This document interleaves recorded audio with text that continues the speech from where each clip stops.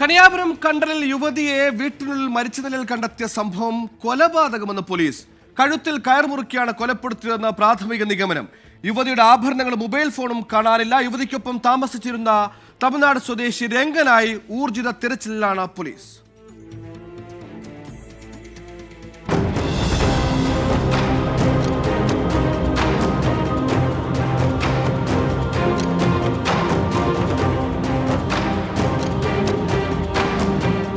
കണ്ടലിൽ വാടകയ്ക്ക് താമസിച്ചിരുന്ന ഷിജി എന്ന ഷാനുവിനെയാണ് ഇന്നലെ വൈകുന്നേരത്തോടെ മരിച്ച നിലയിൽ കണ്ടെത്തിയത്. വാടക വീട്ടിലെ ഹാളിൽ തറയിൽ മരിച്ചു കിടക്കുന്ന നിലയിലായിരുന്നു മൃതദേഹം. സംഭവം കൊലപാതകമെന്ന് മംഗലപുരം പോലീസ് സ്ഥിരീകരിച്ചു. കഴുത്തിൽ കയർ മുറുക്കിയാണ് കൊലപ്പെടുത്തിയതെന്നാണ് പോലീസിന്റെ പ്രാഥമിക നിഗമനം. അഴകെട്ടിയിരുന്ന കയർ പൊട്ടിച്ചെടുത്താണ് കൃത്യം നടത്തിയത്. ഷിജിയുടെ മാലയും കമ്മലും മൊബൈൽ ഫോണും കാണാനില്ല. തഹസിൽദാരുടെ സാന്നിധ്യത്തിൽ ഇൻക്വസ്റ്റ് നടപടികൾ പൂർത്തിയാക്കി മൃതദേഹം പോസ്റ്റ്മോർട്ടത്തിനായി മെഡിക്കൽ കോളേജിലേക്ക് മാറ്റി. യുവതിക്കൊപ്പം താമസിച്ചിരുന്ന തമിഴ്നാട് സ്വദേശി രംഗനായി പോലീസ് തിരച്ചിൽ ആരംഭിച്ചു.